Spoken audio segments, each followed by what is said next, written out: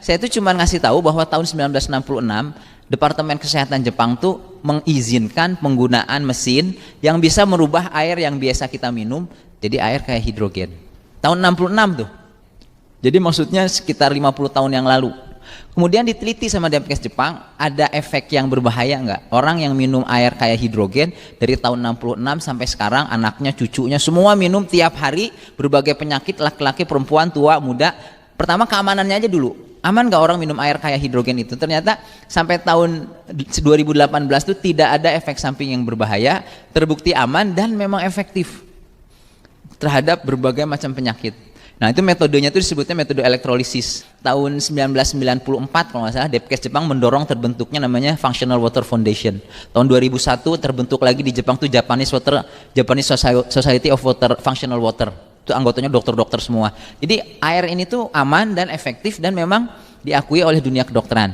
Cuman di Indonesia belum banyak. Dia tuh baru masuk tahun 2014. Tadi Pak Suprapto bilang ada sampai lembaganya itu satu-satunya molekul yang ada lembaganya, yang ada institutnya tuh namanya Molecular Hydrogen Institute tuh bilang ya ada lebih dari 1000 penelitian artikel ilmiah pada 170 penyakit pada hampir semua organ pada manusia.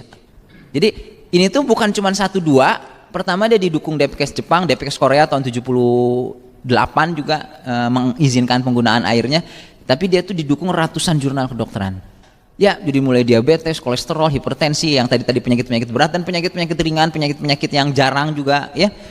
Ini tuh jadi intinya tuh gini, kalau misalnya ibu punya diabetes, punya kolesterol, punya gula misalnya, atau punya tensi tinggi, kalau minum air ini tuh pelan-pelan, si penyakitnya tuh bisa membaik secara bertahap. Beberapa penyakit yang kayak diabetes memang sembuh sih nggak bisa, tapi ketergantungan sama obatnya tuh berkurang. Jadi obatnya tuh bisa dikurangin pelan-pelan. Nah enaknya tuh gini, obat diabetes tahu kan obat darah tinggi kayak kaptopril, amlodipin, pernah dengar kali ya, orang tuanya ada. Itu kalau misalnya amlodipin misalnya, itu nurunin gula nggak? Kan dia obat tensi, nurunin gula nggak? Kalau obat orang darah tinggi minum punya gula, berarti harus dikasih obat gula kan? Nah obat gulanya dikasih nih, obat darah tingginya dikasih, obat gulanya dikasih, obat gulanya ternyata asam uratnya tinggi, terus ditambah obat asam urat lagi kan? Ternyata ada rematik. Nih 3 obat tadi tuh ngurangin obat rematik nggak? Ngurangin rematik nggak? Nggak, berarti harus kasih obat rematik dong. Tapi udah kena obat rematik, minggu depan dok ini gara-gara obat rematik perut saya sakit nih mahnya, tambah lagi obat mah, ya nggak? Terus pas kontrol lagi tensinya belum bagus tuh, berarti ditambah obat tensi lagi dong. Obat tensi 1 biji nggak nurunin tensi, minggu depan ditambah obat tensinya lagi. Gulanya masih 300, tambah lagi obat gula. Dokternya mah seneng-seneng aja, orang banyak pasien kan, ya udah ibu tensinya masih jelek ya, saya tambah 1 obat lagi, nanti buat lambungnya saya kasih obat mah, terus nanti kenapa gatal-gatal saya kasih obat gatal, apalagi yang perlu apa ya. Nah enaknya kalau obat si air kayak hidrogen ini, dia itu dibilang memberikan efek positif sekaligus pada kadar gula, nanti tekanan darahnya ikut turun, tensinya turun, asam uratnya turun, sakit kolesterolnya membaik, trigliseridnya juga. Jadi ada penelitian khusus pada kolesterol gitu. Misalnya ada orang asam uratnya tinggi, dikasih air kayak hidrogen, dilihat ternyata asam uratnya turun. Terus ada lagi penelitian pada pasien diabetes, gulanya tinggi, dikasih obat air kayak hidrogen, gulanya turun. Itu sama tuh penelitian, airnya sama air kayak hidrogen. Jadi orang yang gulanya turun tadi, kalau asam uratnya diperiksa, asam uratnya turun juga. Terus dia juga bermanfaat pada penyakit mah, rematik, sakit liver, penyakit paru, batu ginjal, pasien yang cuci darah aja tuh khusus penelitian khusus cuci darah itu ada sekitar 10-11 penelitian.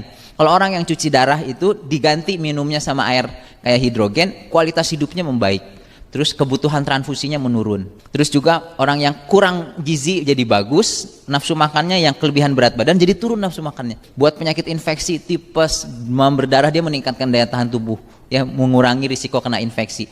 Kesehatan kulit, anti aging, penyakit saraf, Alzheimer, Parkinson, segala macam, alergi, asma, autoimun kayak lupus gitu, macam-macam 170 penyakit ini nggak sampai 170 nih. Ini cuma penyakit-penyakit yang sering aja, penyakit paru, penyakit jantung, dan merupakan antioksidan terbaik bagi berbagai radikal bebas. Ini tuh kunci di pencegahan tuh salah satunya di sini. Dan kepatuhannya tuh tinggi sekali. Maksudnya nggak susah gitu minum air kan. Tiap orang kan harus minum air. Ya nggak pernah ada pasien saya datang, aduh dok 2 minggu ini saya nggak minum air sama sekali. Nggak pernah itu. Kalau olahraga nggak minggu 2 minggu nggak olahraga udah biasa. Lupa minum obat, ketinggalan obatnya. Tapi kalau minum air tuh nggak pernah lupa.